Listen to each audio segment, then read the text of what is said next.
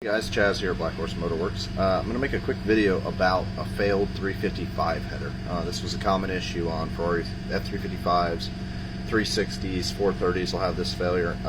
This is not the cat failure I've mentioned in the previous videos. This is actually the header failure itself. Right here I've got a 360 header. So the symptoms on this was loud noise. You could hear the leak from the exhaust, but you could also see all this fiberglass insulation here.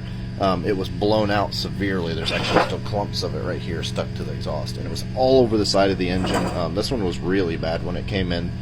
You could tell it had been left for a long time with the engine running.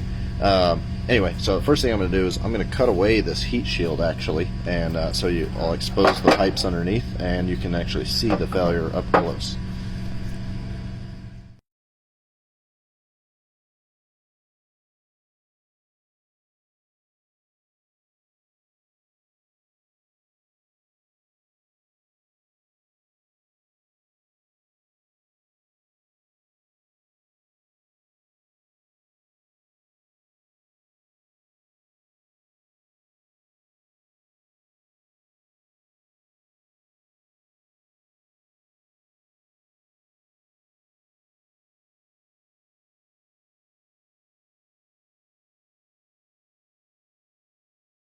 Alright guys, after a lot of cutting and a lot of fighting, the heat shields are off. I got a few marks in here where my cutoff wheel went a little deep, but it's actually a piece of weld wire still sticking out right there from factory.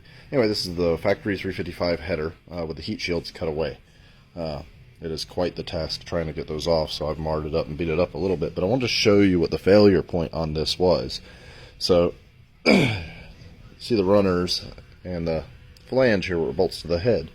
Well, this second tube right here, if you follow it, look at how warped up it is and everything right there. Swing around to the bottom, blown completely out.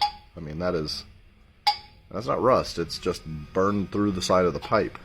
My guess is it is contributed by the friction of these two pipes touching right here pretty close, but yeah, it's completely blown out. But if you chase the other pipes, there's lots of these weak, warped up spots in them as well.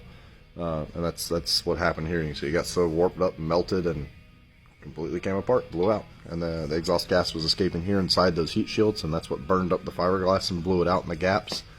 Made a giant mess. But that is the other header failure on a 355.